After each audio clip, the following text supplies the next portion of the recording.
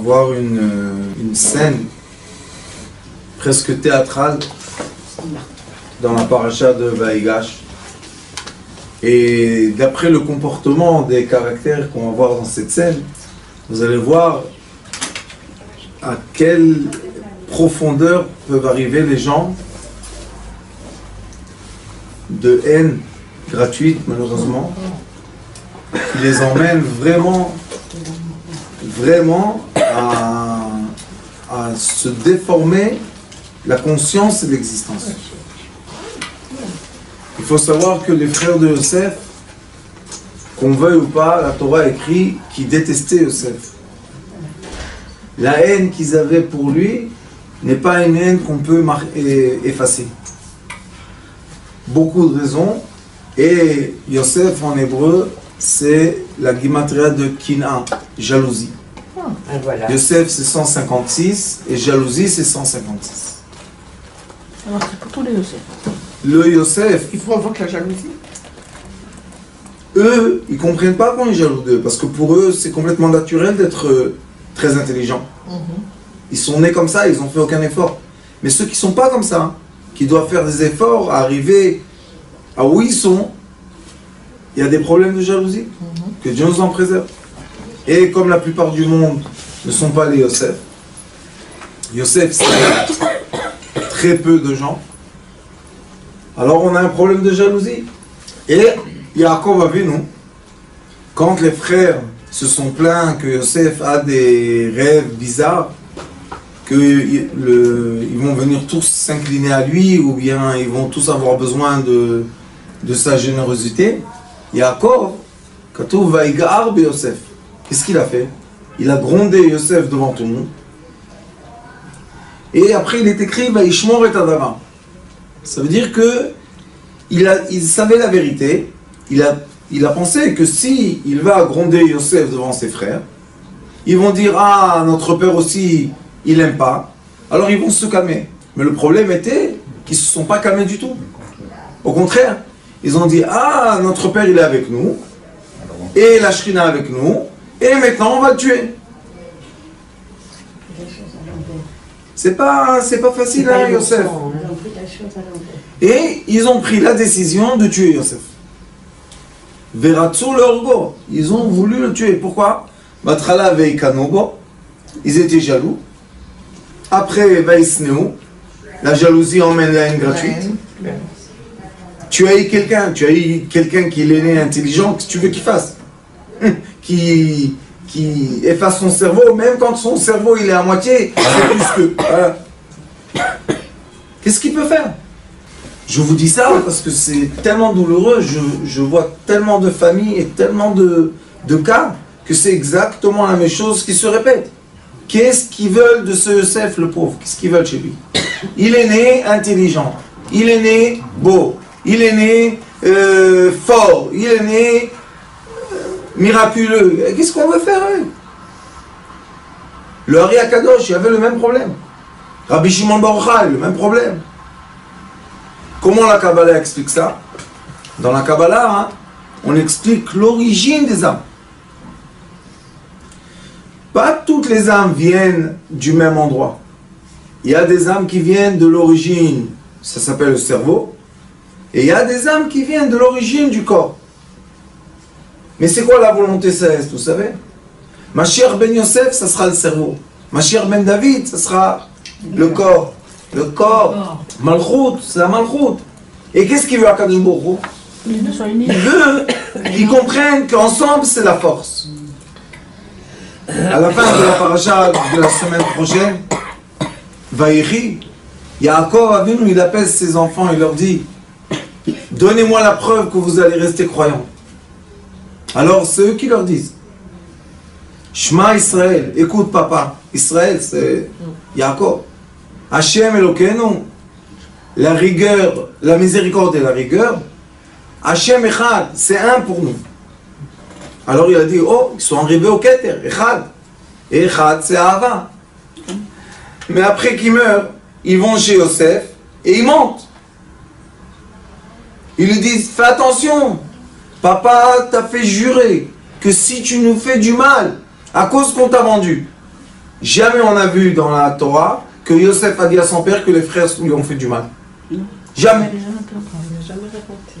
Pourquoi il ne raconte pas? C'est pas normal quand il rencontre son père après 22 ans qu'il a aimé. Pourquoi il lui dit pas, papa, tu sais, c'est lui et lui qui m'ont jeté dans le puits?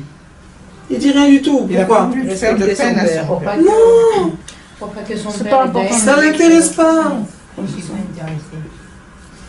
C'est pas... Il est au-dessus.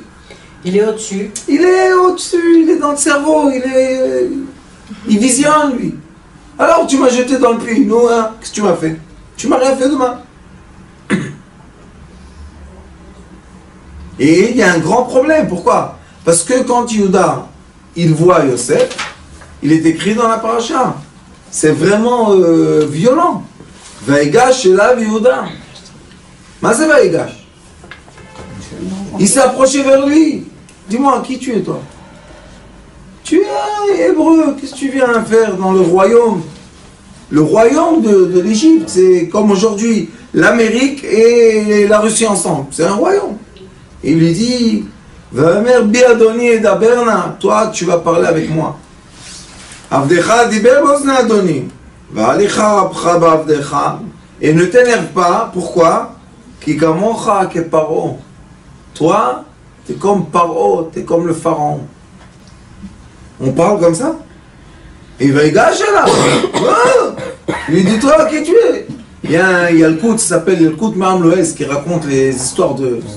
Et il dit là-bas, dans le Kout Maham Loez, il dit que Yehuda, tellement il lui a montré qu'il est énervé, un cheveu de son corps s'est redressé et a fait un trou dans l'habit en fer. Il a dit, toi qui tu es, toi? Tu vas nous arrêter à nous, les frères des enfants de Jacob, on va t'exterminer. Comme ils ont tué Shrem. Shrem, les gens de Dina. Deux ont tué Shrem. Alors nous tous, on va renverser l'Égypte. Qu'est-ce qu'il a fait? Il a tapé de son pied. Qu'est-ce que c'est toute cette histoire-là de violence et de... Yosef, il est assis sur son trône. Il parle pas. Il dit rien. On le menace, il dit rien. Son fils Ménaché, il dit que... Comme ça, tu parles à mon père? Il s'est levé, il a donné un coup par terre, il a tranché l'Égypte, il a fait tomber Paro. Quand Yehuda a tapé, Égypte a tremblé. Mais quand Ménaché a tapé, il a coupé l'Égypte en deux, et Pharaon est tombé du trône de 70 étages. Qu'est-ce qui se passe? Pourquoi toute cette violence? C'est toujours la haine alors. Ou la peur. Quand on haït quelqu'un, on a peur de lui. C'est de l'imagination pure. Mais ils avaient peur parce qu'ils se rappelaient de ce qu'ils avaient fait. Parce qu'ils avaient du rebond. Bien sûr qu'ils avaient Mais ce sont les enfants de Yaakov. Ça y est, Yaakov, c'est Israël. Maintenant, je vais vous dire un grand secret. Si étant parents, on n'a pas résolu un problème dans notre vie, nos enfants vont le résoudre. Si étant parents, on n'a pas demandé pardon à tout ce qui existe sur terre, et on a accepté tout ce qui existe sur terre, nos enfants vont revenir, vont revoir, vont revivre tout. Nous, on doit bénir nos enfants qui est leur vie et non pas notre vie. Si les parents, par exemple, ils n'ont pas l'amitié entre les frères, c'est pas... il n'y a pas d'amitié. Après, les parents, ils pleurent que leurs enfants n'ont pas d'amitié entre eux. C'est normal. Qu'est-ce qu'ils ont vu? Ils ont reproduit ce qu'ils faisaient. Pour eux, c'est naturel de se comporter comme leurs parents. Maintenant, les parents, ils ont mal de ça. Qu'est-ce que tu peux faire?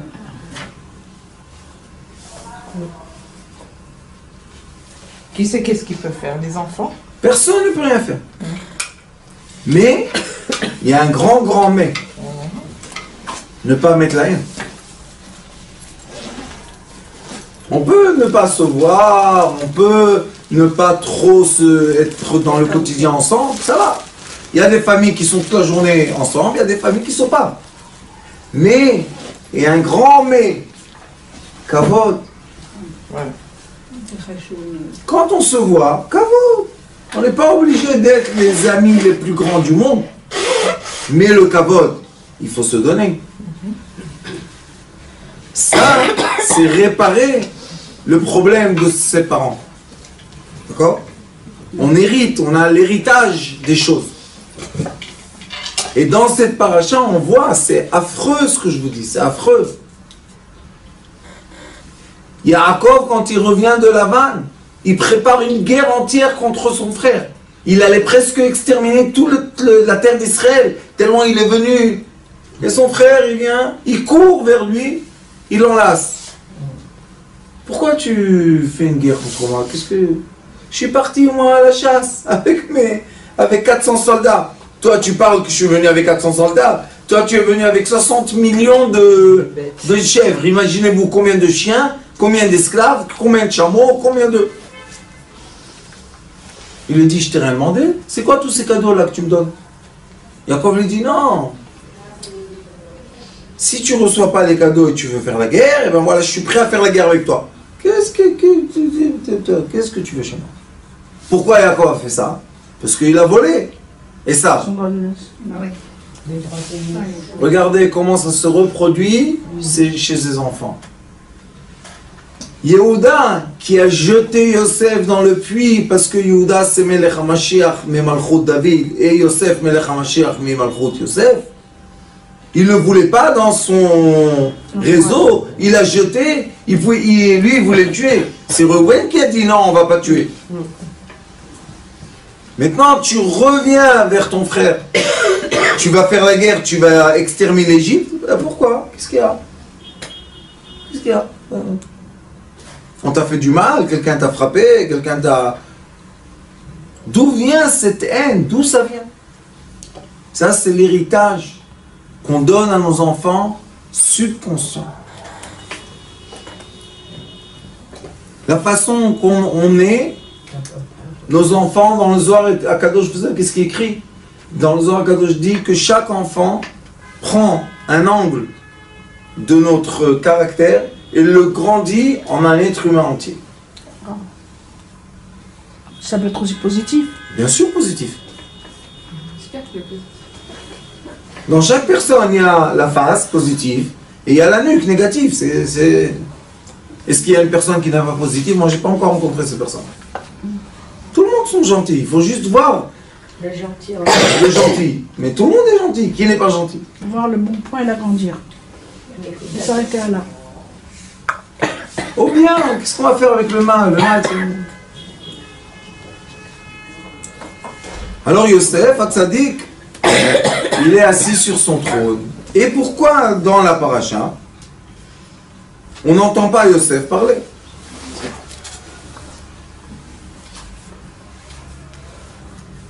Pourquoi Yosef ne crie pas? Pourquoi Yosef ne frappe pas? Pourquoi Yosef ne prend pas ses soldats et dit couper leur tête? Pourquoi? Qu'est-ce qui se passe?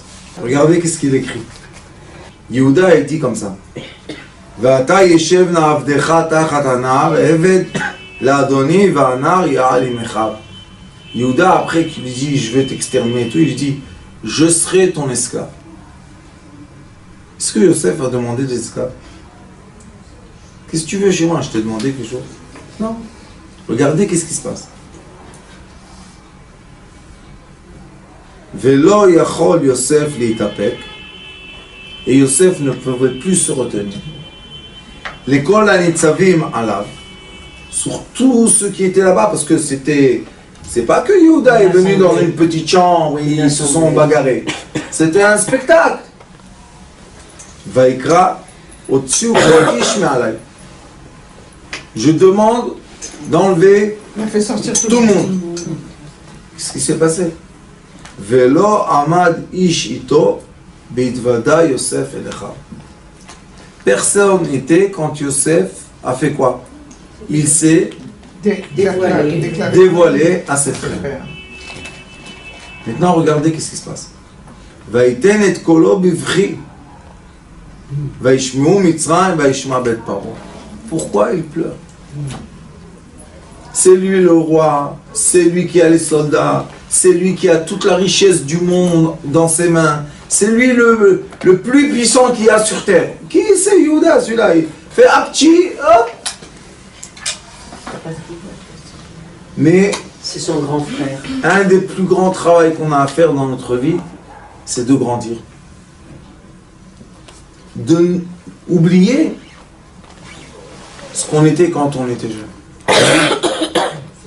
C'est pas possible à l'âge de 50 ans affronter son frère ou son père ou sa mère comme un enfant de 9 ans ou 10 ans.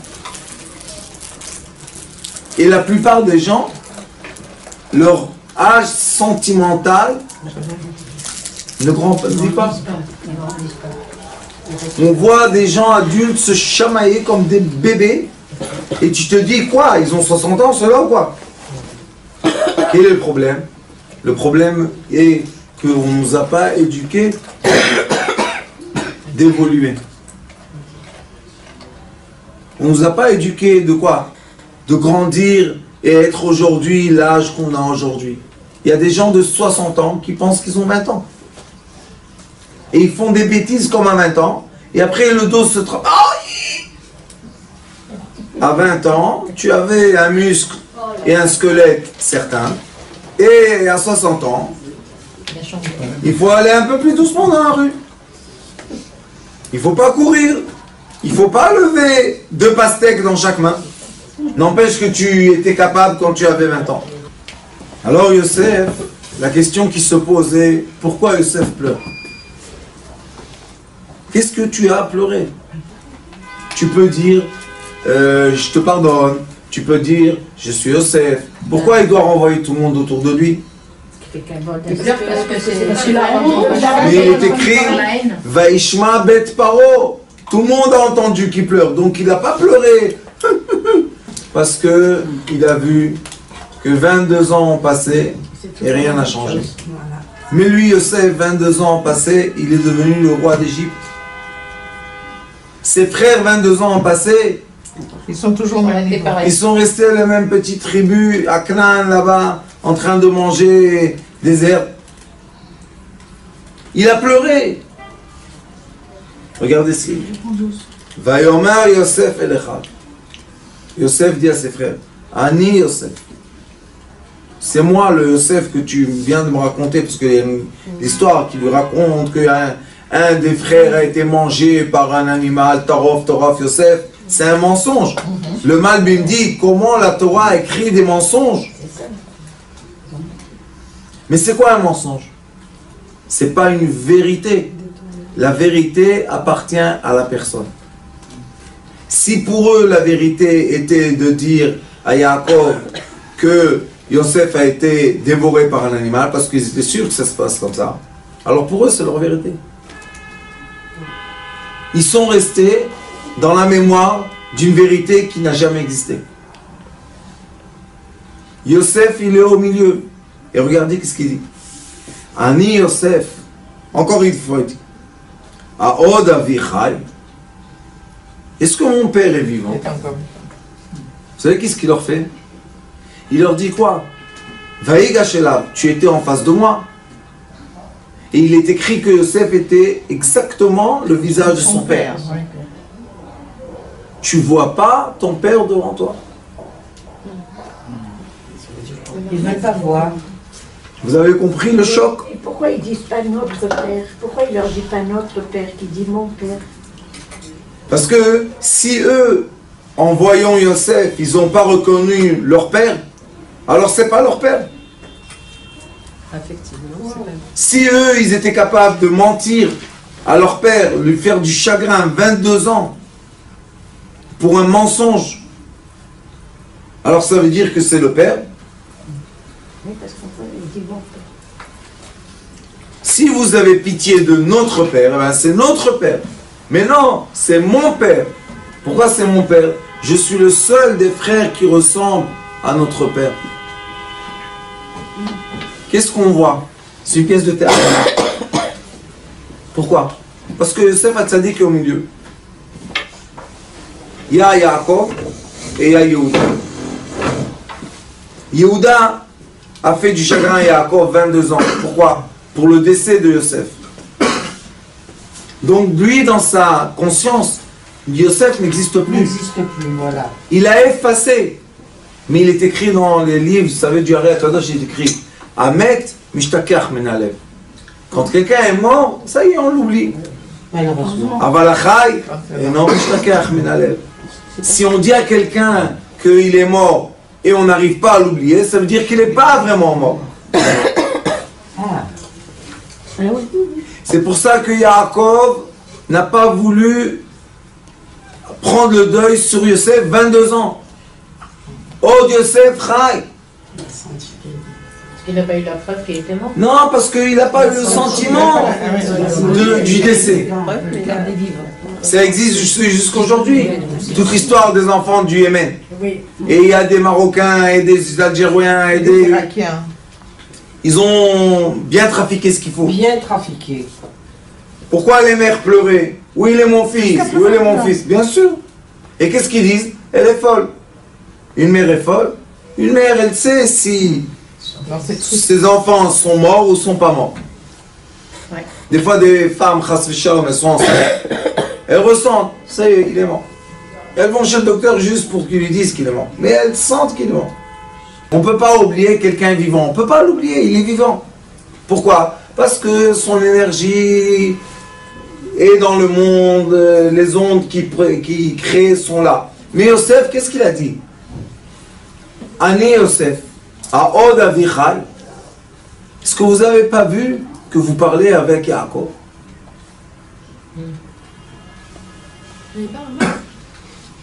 Est-ce que vous n'avez pas vu que vous parlez avec votre père? Mais il avait un masque. On ne dit pas qu'il avait un masque. Non, il était comme les Égyptiens, c'est-à-dire qu'il n'avait pas de barbe. C'est ce qu'ils disent dans la. Qu'il n'avait pas de barbe, qu'il était maquillé au niveau des yeux. Non, il avait le visage de son père. Maintenant, je vais vous donner une preuve, parce que ce que vous dites, c'est bien de dire ça, mais c'est pour prouver quoi? Que Yehuda a raison? Il n'a pas raison. Qu'est-ce qu'on va le faire? Qu'il a raison? Je vais vous donner une preuve. Il est écrit que Yosef, quand il était avec la femme de Potiphar dans la chambre, qu'est-ce qu'il a écrit? Il a vu son père. Il a vu le visage de son père en face de lui. Vous savez pourquoi? Parce que le Midrash dit qu'elle a mis toute la chambre, il y avait des miroirs. Alors Yosef, à un moment, il est écrit qu'il était sur elle. Il a vu en face de lui, qu'est-ce qu'il a vu? Ça fout en lui en vrai. Il a vu son visage. Mais non, il a vu son père. Alors il a dit, moi, je suis le fils de mon père, je vais faire une chose comme ça? Non, même si je veux recevoir la prison. Alors maintenant, Yehuda, tu as le même épreuve. Tu vois en face de toi, Yosef Hatzadik qui est Yaakov. Et vous savez c'est qui? C'est Adam Arishon. C'est des visages pas ordinaires comme nous. C'est le premier homme, c'est Yaakov Avinu, c'est Yosef Hatzadik, c'est des visages impressionnants. Et Yehuda vient, toi tu es... Toi tu m'appelles Paro, moi Paro. Comment tu as vu Paro toi? C'est pour ça qu'il pleure. Il dit, tu dis à ton père Paro, vous imaginez un peu? Oui. Extérieur, la plus extérieure. Au moins, elle dit rien. Ou bien elle dit, je suis, comment dire, je vais changer moi contre mon fils. Tu peux dire ça, contre mon frère. Mais pourquoi toute cette... Bah, gars, je l'ai vu, Ouda, moi je... Allô, calme-toi. Parce que quand les gens ont dans eux une mauvaise action qu'ils ont fait dans leur passé, Un remords. et ils n'ont pas nettoyé, c'est ce que je vous dis, que cette bêtise-là qui s'appelle la culpabilité, c'est une bêtise.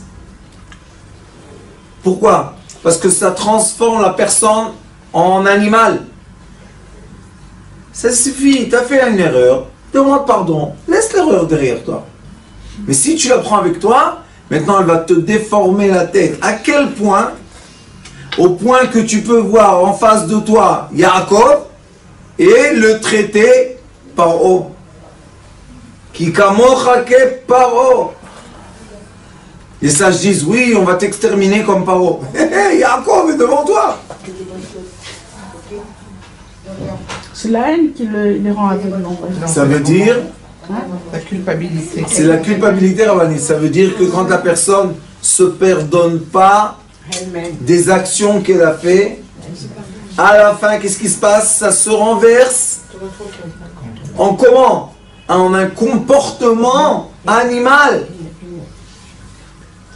Il était prêt à tuer Yosef. Vous imaginez un peu? Il voit son père, mais il ne voyait pas son Je ne père. voyais pas. C'est ça le chagrin. C'est pour ça que Yosef pleure. Il lui dit, dis-moi, t'es devenu complètement fou. Et c'est pour ça qu'il a renvoyé tout le monde. Il a dit, je ne veux pas faire honte à mes frères. Pourquoi? Parce que Yaakov va venir. Nous, on a seulement une petite partie de l'histoire. Mais il faut regarder l'histoire en grand. Tous ceux qui étaient à côté de Yosef, ils ont entendu Yehuda parler comme ça avec lui. Yaakov, il va venir en Eretz Mitzrayim. Qu'est-ce qu'ils vont faire? Ils vont voir le double de Yosef. Ils vont se dire, comment le fils a parlé comme ça sur le père?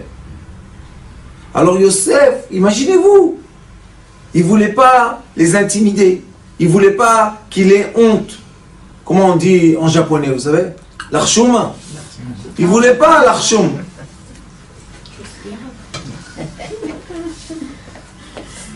Il avait peur pour lui. Non. Et eux, ils continuent avec leur histoire.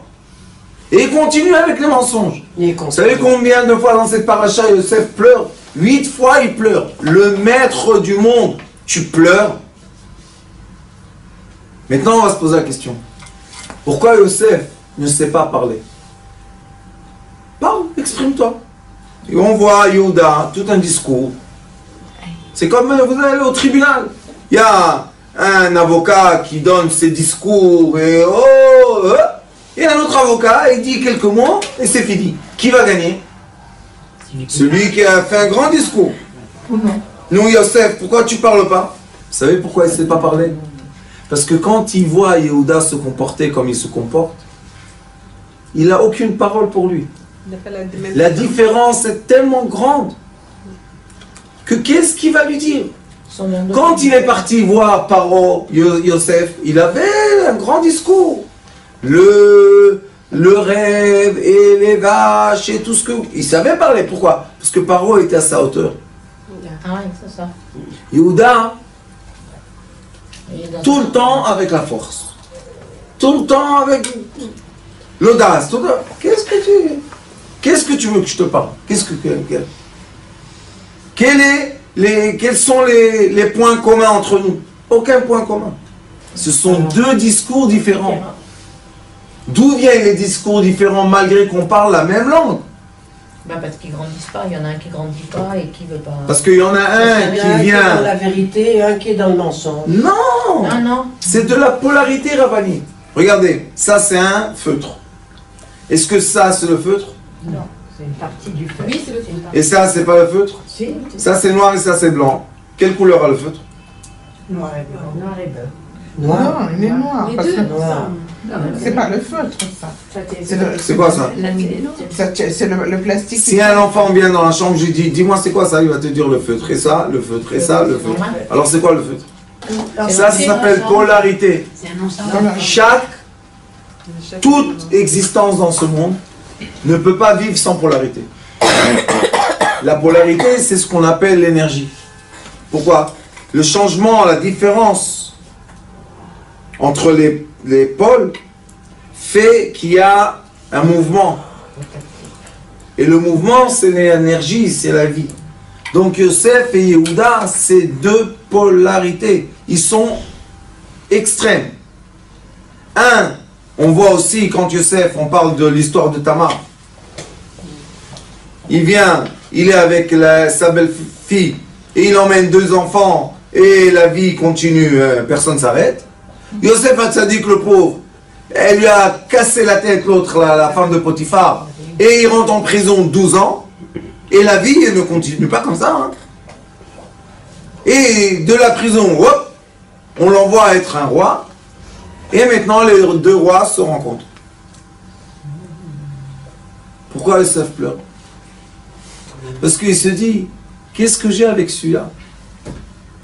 Qu'est-ce qui m'apporte dans la vie celui-là? Qu'est-ce que j'ai besoin de lui maintenant? S'il est arrivé à un stade qu'il n'a pas assez de sensibilité de voir que je suis son père, il ne voit pas que c'est Yosef son père, il ne voit pas. Quand ils ont jeté Yosef dans le puits, ils ne savaient pas qu'il avait l'habit spécial de son père qui lui a donné. Et qu'est-ce qu'ils font par cruauté? Ils prennent l'habit que Yaakov a donné à Yosef et lui emmènent plein de sang. Vous savez la force qu'ils ont eue? Ils ont tué un lion pour le mettre dans le sang. Non, alors, ils étaient forts ou pas?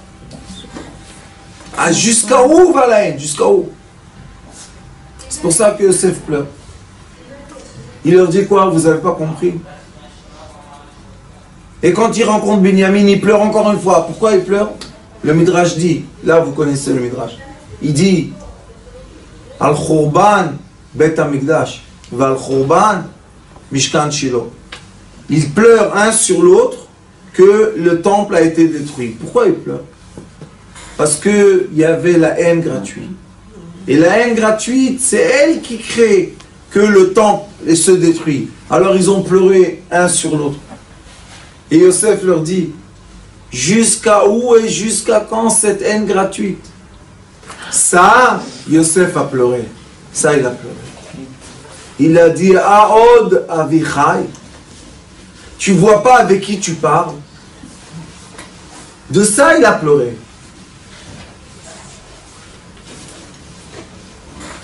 Tu vois pas avec qui tu parles? Tu te permets ce que tu veux? Tu nous joues les super nerveux, tu fais sauter les poils et tu nous fais toute une fantaisie. Qu'est-ce que c'est ça? Tu n'as même pas réussi à voir le visage de ton père devant toi. Alors qu'est-ce qui t'intéresse? Toi-même, tout seul. L'égoïste. C'est quoi la malchoute? Moi. Tout pour moi. Donne-moi tout.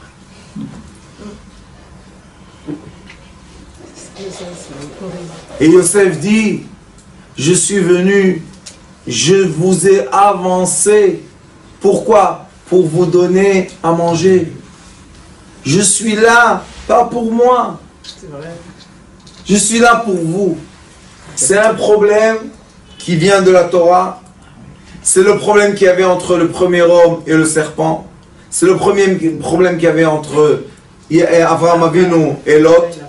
C'est le problème qu'il y avait entre Yitzhak et Ishmael.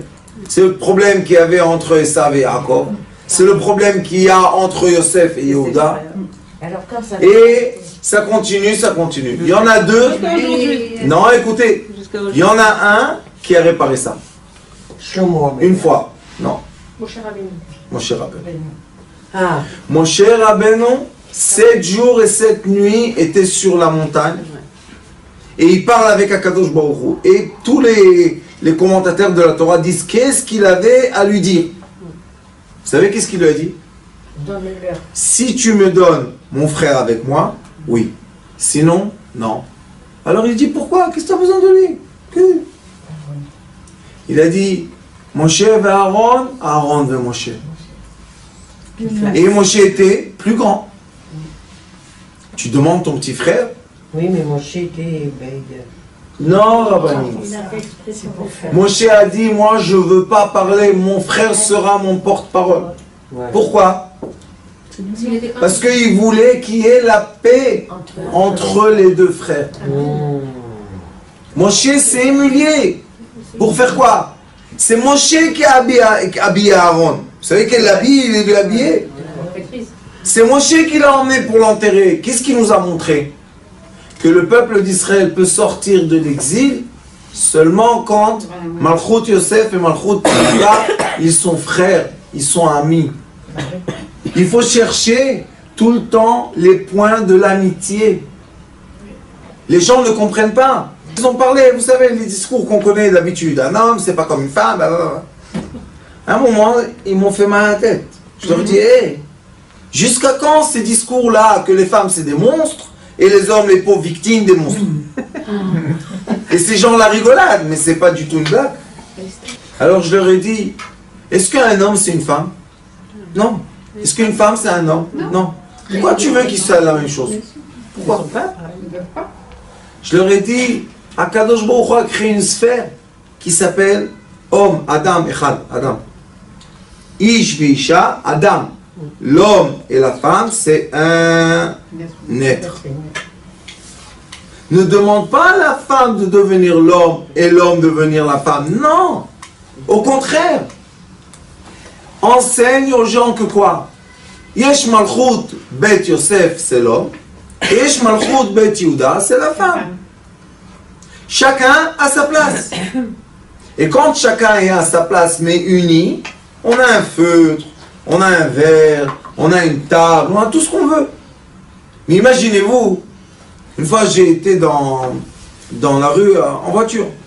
Et vous savez, toujours on a les yeux critiquants. Ah, t'as vu celui-là, t'as vu celui-là. Je me suis dit, dis-moi, qui te permet toi de critiquer? Tu peux critiquer. Alors j'ai pensé, je voulais positiver. Alors qu'est-ce que j'ai dit? Nous, dans notre corps, qu'est-ce que les gens voient? Les membres intérieurs ou les membres ou ce qui est extérieur? C'est extérieur. Il y a des cheveux, il y a des ongles, il y a des doigts, il y a des traits. J'ai dit, imaginez-vous que le doigt, il dit, hop, stop, qu'est-ce qu'il y a? Je suis critiqué, on me coupe, on me jette, on me... Ça y est, c'est fini. Alors, qu'est-ce que tu veux faire? J'ai l'ADN du cerveau. Tout le monde honore le cerveau, et le cerveau... Eh bien, je transforme être un cerveau moi-même. Imaginez-vous ça. On peut vivre. Le cerveau, il ne sait pas marcher. Le cerveau, il ne sait pas manger. Ah, comment on aurait vécu? Alors, j'ai compris qu'Akadosh Baruch Hu, il a créé le tout, l'entier. Il y a les racines, il y a le tronc, il y a les branches, il y a les feuilles, il y a les fleurs, il y a le fruit. Ça s'appelle un arbre. Ça, c'est la paix entre les polarités.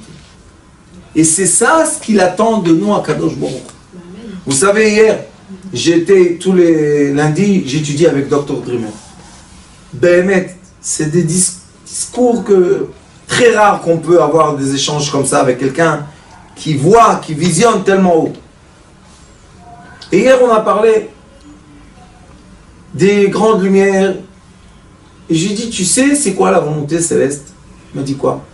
Il dit, lui, il veut que nous, les sages de la Torah, les sages de la médecine, les sages de la science, les sages, qu'on dise tous une chose. Quand on va être unis, alors le Mashiach va se dévoiler. Regarde comme ça. Il dit, de quoi tu parles? Je lui dis, tu sais, on dit qu'Einstein a inventé la physique quantique. Dans le Tikkun Zohar, Tikkun Ein, il y a une phrase qui dit que l'énergie, c'est des traits et des vagues. Regardez dans Google, écrivez physique quantique, ils vont vous dire, c'est une énergie qui va en traits et en vagues.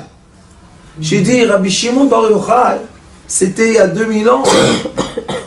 Comment il a écrit la physique quantique? Il m'a dit, eh ben oui. J'ai dit, tu sais c'est quoi le problème?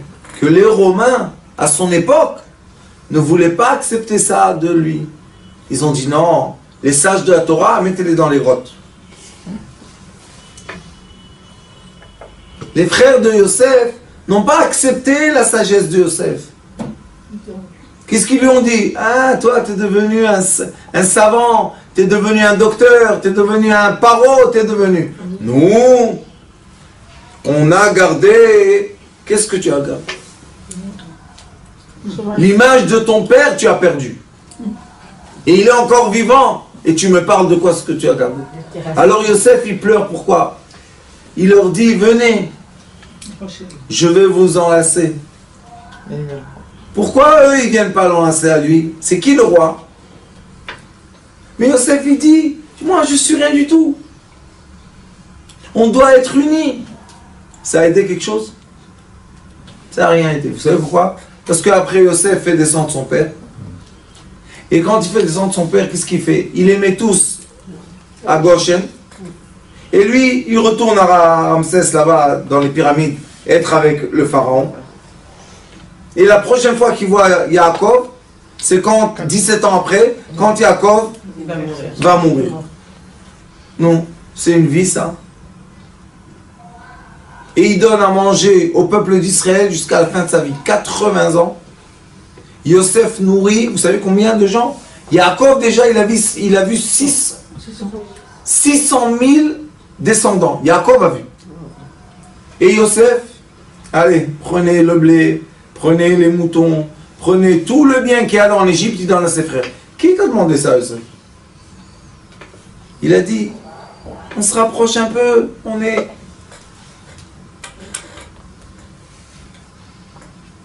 Ça, nous, on doit comprendre.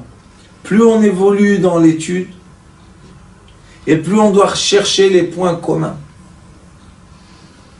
Chaque fois qu'on dévoile un secret, il faut vite le dire. À tout le monde. Pourquoi? Trouver un autre qui a dévoilé ça, et un autre qui a dévoilé ça. Pourquoi? Pour unir les lumières, pour que la lumière de Mashiach se dévoile. Le Zohar Kadosh dit, le Mashiach va commencer à se dévoiler 5600 depuis le commencement du monde. 5600.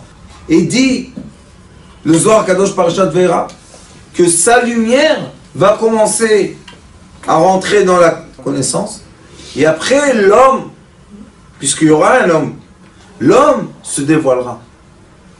Mais ça veut dire quoi que la lumière du Mashiach rentre dans notre conscience? Qu'est-ce que ça veut dire? Alors Rabbeinu Bechaye, qui est un des commentateurs sur la Torah, explique. Il dit la séparation qu'il y a entre le savoir divin et le savoir matériel, c'est ça, les 6000 ans qui sont de séparation. Le 7e millénaire sera l'union. C'est quoi cette union, vous savez? Prendre de l'huile dans une chambre obscure et en transformer une lampe. Vous savez quelle sagesse c'est? De l'huile, un verre d'huile. On met une mèche de coton, on l'allume, la chambre est illuminée. Qu'est-ce qui illumine la chambre? La flamme, la mèche ou l'huile? Le tout. Ça, c'est Mashiach. Toujours l'ensemble, toujours être unis, malgré la différence, en connaissant la différence. En acceptant la différence, dit ma tante. Oui, je sais que tu n'es pas comme moi. Je sais. Et je t'aime quand même. Pourquoi? Parce que tu es comme Dieu a voulu. Est-ce qu'on s'est choisi?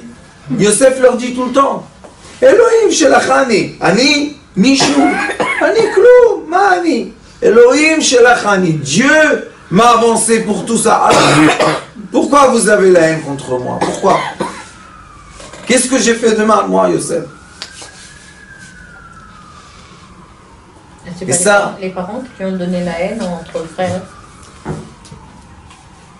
Pourquoi? Parce que les parents voulaient protéger l'enfant qui est spécial. Ouais. Mais ils ne comprennent pas que en lui faisant du mal devant ses frères, ça ne va pas le protéger, au contraire, ça va activer. Yaakov a donné plus d'amour à Yosef, une seule raison. Il s'est marié, tout ce mariage avec Lavan, parce qu'il était amoureux de Rachel. C'est tout.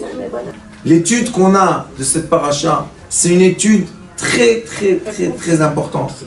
Les gens qui sont Yosef, écoutez-moi bien, ce sont les gens qui peuvent comprendre Yehuda. Le Yehuda ne comprendra jamais de sa vie Yosef. Point à la ligne.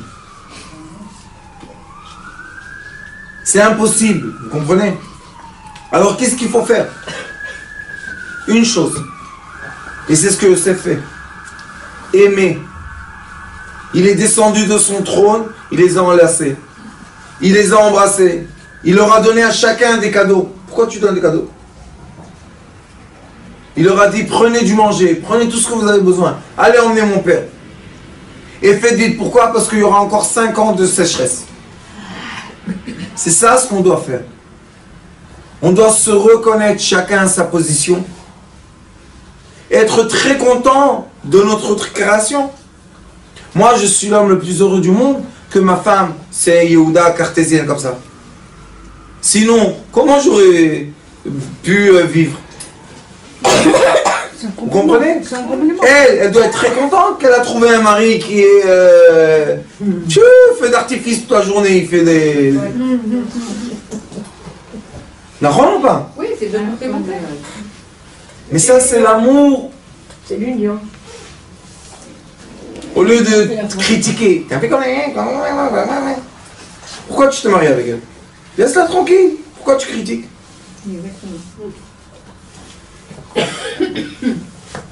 C'est une conscience alors l'union. Oui, Rabbanit. C'est conscience que malgré qu'on est opposé, Baruch Hashem, qu'on est différent, On est complémentaires. on est un. Parce que le feutre a besoin du récipient plastique, il a besoin du bouchon, il a besoin du feutre qui a là, il a besoin de l'encre, il a besoin de tout. Et maintenant, on peut utiliser. Un couple, quand il est complet, on peut l'utiliser. Mais quand toute la journée, il y a des... Bevechi, Bechi, en Gimatria, c'est Bet, Chaf, Yud, ça fait 32, lève. Pleurs, ça fait... Lève, cœur. C'est pour ça que Yosef, il pleure. Il leur dit, le seul intermédiaire entre nous, c'est le cœur.